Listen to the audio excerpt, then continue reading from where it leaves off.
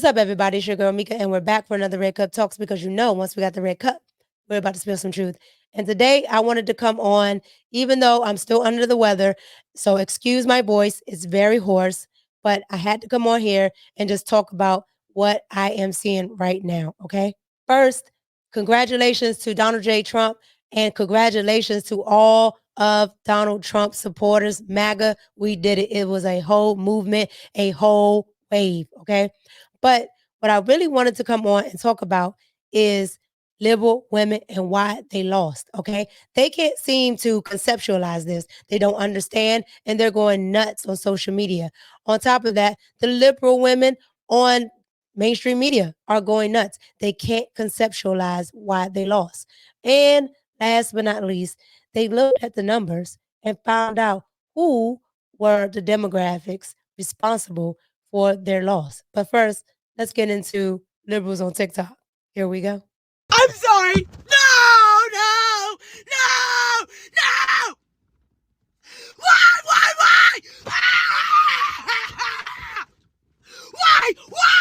Why? Do you really hate me that bad? I am so angry. I have never been this angry in my entire life. And you know what? I know that I shouldn't even be angry because I knew that America was exactly the fucking place I thought it was. We all knew you racist son of a bitches that hiding in the fucking shadows, pretending like you're our friends and then voting against our better interest. We see you because you're supporting you right now. Your dude won, right? I'm going to find every single one of you and I'm going to block every single one of your pages. I'm going to find every single one of your businesses. I will never support a Trump business at all. I think that we should all do the same. I think that if these people really don't fuck with us like this and they're willing to take all of our abilities away and they care so much about their fucking money, then let's stop giving it to them. Amazon, we saw you. I will be canceling my membership. There'll be no more spending my money with them. Jeff Bezos, you said what you said. Stand on it. Every single one of the Trump supporters, you said what you said. Now stand on it. I want you to stand 150% down on it. I want you to stand on it like your life depends on it, because it is. Because I will find my way, and when I trust you, trust me when I say I will never support another Trump business. No business or a person that supports some small businesses. If you support him, I no longer support you. Let's take back our money. Since they care more about money than they care about our freedoms, let's take our money back away from them, because that's all they care about, right? Let's starve them. They don't want that. We don't get rights. You don't get money. Okay, so you just saw that. She said she's not going to support Amazon. She's not going to support small businesses. And she's not going to support anybody that's a Trump supporter. She's going to block us all. Ma'am, we don't care, okay? At the end of the day, your candidate did not run a good campaign. And that's just that, all right? So you have to deal with that. But liberals don't know how to deal with accountability, especially liberal women. Liberals get most of their votes from liberal women, and they haven't been able to contend with it. Thus, why the liberal media looks like it did today. The View got on there, and I just knew it was going to be a spectacle. But they try to compose themselves, but they had to point out that little demographic that didn't vote for Kamala. Check it out. Well, I want to dig further into the demographics, because Black women tried to save this country again last night. 92% of Black women voted for the vice president. You have Latinas in the 70 percentile voting for the vice president. What we did not have is white women who voted about 52%, right, for Donald Trump. Uneducated white women, is my understanding. You have Latino men, actually, voting more for him. And you have, and Black men was not the story. We're not the story here, because they voted almost 80% for the vice president. Right. So why do you think that uneducated white women voted against their reproductive health freedoms? And why do you think Latino men voted in favor of someone that's going to deport, says he's going to deport the majority of... So you have Sonny sitting here saying, why would Latino men vote for a man that's going to deport them. As if all Latino men are here illegally. Okay? I am Cuban and she's Puerto Rican. Just the nerve to say that is just xenophobia much. But they will never say that about, a Democrat. And then go to the point that she made about white women. Okay? White women, 52% of them decided to go and vote for Donald Trump. And then she made it a point to notice that they were uneducated white women because that's what she thinks of them when it's actually called non-college. These are white women that did not go to college. They're not uneducated. All right? That would mean they never been to school at all, ma'am. So the demographic that came out last night is not that demographic. They fought for their men. They fought for what their men will need, which is jobs, which is, the opportunity to make money, make wealth, create businesses. All right. That's what they were fighting for. That's what those women are, those uneducated women you're talking about, Sonny. Because Sonny is one of those women that thinks just because she has a law degree, that makes her so much better than other women. She knows so much more. That's what liberal women think of everybody else. All right? That's what they think. And they got showed up last night. And now they're crying. His white community. women like being called uneducated white women. I think the But that's what economy the- matters, that's what national the- that's what security the poll matters. said. But when you put people in these boxes, I think that's a takeaway from Yes. this race. We have to look at the demographics of it. And it's interesting, the electorate overall, even though the country's been diversifying for decades, the voting public actually got a little bit whiter. Because a lot of voters of color decided not to show up. They didn't think there was anything in their interest to do it. And look, people can vote on anything they want. They can vote because they like the color of someone's hat, or because of reproductive rights, or because of the economy. Any of those things can play in. And if you looked at this election purely through the lens of what's the economic situation in the country, you would have said there's no way the incumbent party can win. If you looked at it purely from the personal attributes of the candidates, you say there's no way that Donald Trump can win. Right. But people make these judgments and they make them in complex ways. And sometimes people vote against their own self-interest in some narrow areas or even some broad areas just because. And this is just a country that is in a kind of a funk, very angry in some ways, divided in some ways, I think united in other ways. And I think this was actually a moment of remarkable unity at the end of the day in terms of how an election can speak. This was a statement. This definitely was a statement. It was to tell all of the liberal ruling class that we don't want any of that nonsense. Okay? We don't want it. You can keep it. We want wealth. We want to be able to build wealth. We want better taxes. We want better environmental things. We don't want fluoride in the water. We don't want to take all these vaccines that make no sense, that you didn't even test. Okay? We don't want vaccine mandates. We don't want any of that. And we want to be able to have families. We want our husbands to be able to support those families. We want our brothers to be able to graduate from school and get a job. We want our dads to be able to retire with dignity. Liberals don't understand this.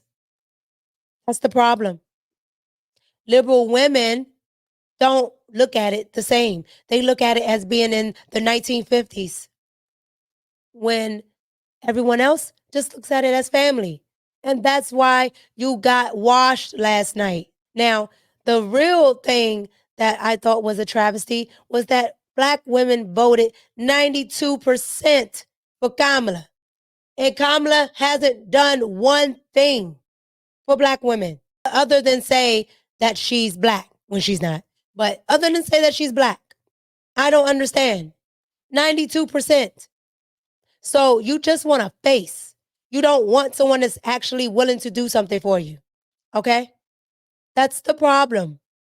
That's the problem right there. The rest of us, Black and Latino women that didn't vote for Kamala, we're telling you, we don't want that. We don't want that. Okay, so that was the view and their point of view on who they thought were the main culprits. White women and Latino men, okay? You guys cost them the election. Man, oh man, oh man, it gets weirder. So they also decided that they were going to start playing the blame game. Watch this.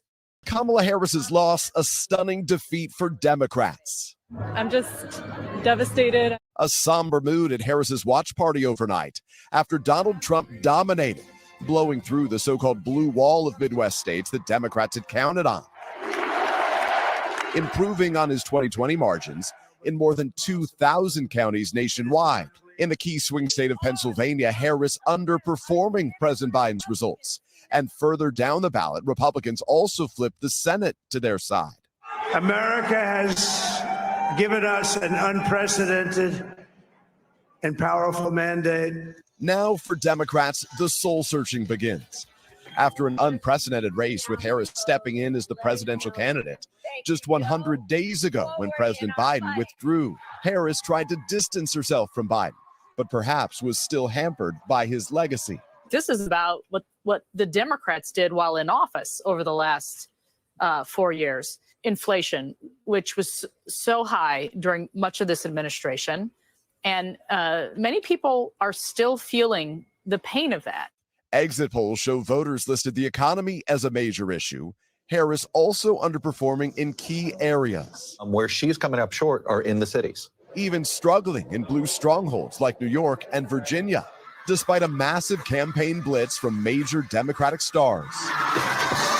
Harris also came up short with key minority groups. According to exit polls, Latino men favoring Trump by a 10-point margin after backing President Biden by 23 points 4 years ago. Democrats now face an uphill battle. And we know it is time for a new generation of leadership in America. With Harris's message clearly not resonating with enough voters, Democrats are now left trying to sort out how to turn the page now. All right, so you guys just saw that.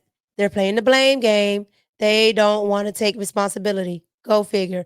This is why liberal women are losing, okay? Kamala lost, and it's your fault. It's nobody else's. We're not misogynist. We're not racist. We just don't want Kamala, okay? And we want policies that benefit our families.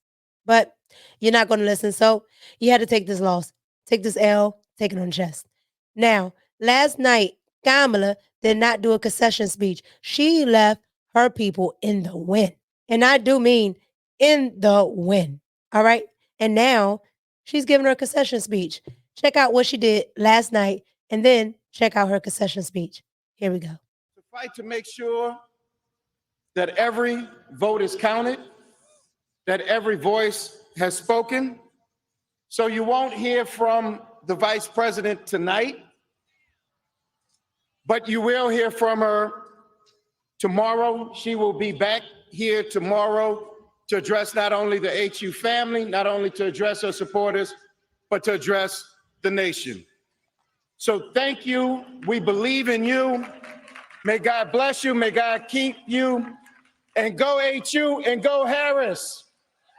Thank you all. Cedric Richmond, the co-chair of the Harris campaign, saying that the Vice President will not be there tonight. We initially heard a whisper that she would be addressing that crowd and addressing the nation and the world.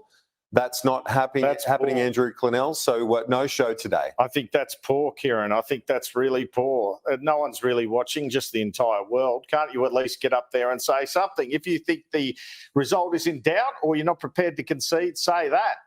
She's just put Malcolm Turnbull 2016 in the shade, hasn't she? I mean, that is extraordinary stuff, really. And I wonder if Donald Trump's going to say you're fired. Good afternoon. Good afternoon. Thank you all. Thank you. Thank you. Thank you. Thank you.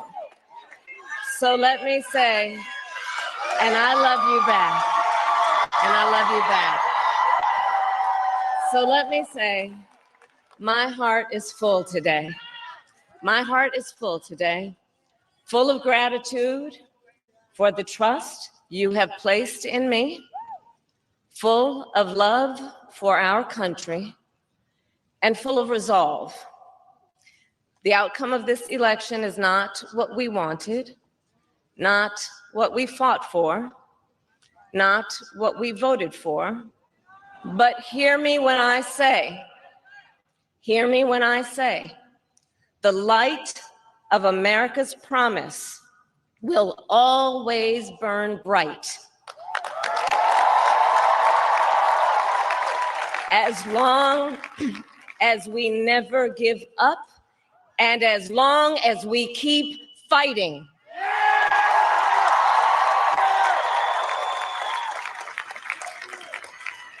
To my beloved Doug and our family, I love you so very much. To President Biden and Dr. Biden, thank you for your faith and support.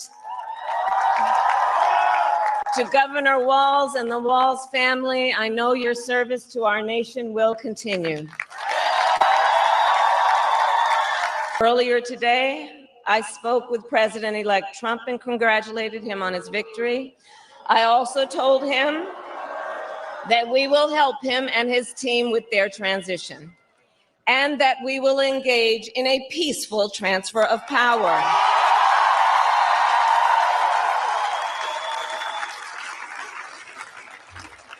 A fundamental principle of American democracy is that when we lose an election, we accept the results. That principle, as much as any other, distinguishes democracy from monarchy or tyranny. And anyone who seeks the public trust must honor it. At the same time, in our nation, we owe loyalty not to a president or a party, but to the Constitution of the United States.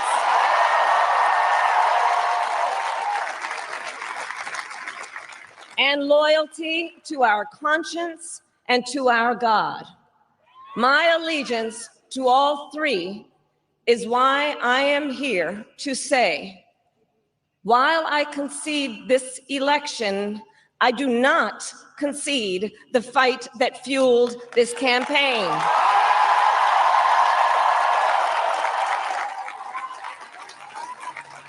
The fight for freedom, for opportunity, for fairness, and the dignity of all people. A fight for the ideals at the heart of our nation, the ideals that reflect America at our best. That is a fight I will never give up. I thank you all. May God bless you, and may God bless the United States of America. I thank you all. All right, so you guys heard that. That was actually Kamala's best speech, all right? It didn't have anything to do with how she grew up, and it didn't have anything to do with Donald Trump. Sounds good to me. Look, liberals have to take responsibility. Liberal women, you're lost, all right? You got to course correct and think about some things because most of the country don't want what you want. Come back to the table and let's start thinking about us as a country as a whole. Unite, all right? My voice is shot, so I'm going to go. But this has been a day of reckoning. Now, let's all unite. Thank you for watching. I know I'm struggling. I'm still sick. So, thank you for dealing with my raspy voice. It's your girl, Mika, and I'm out. Peace. Wake up.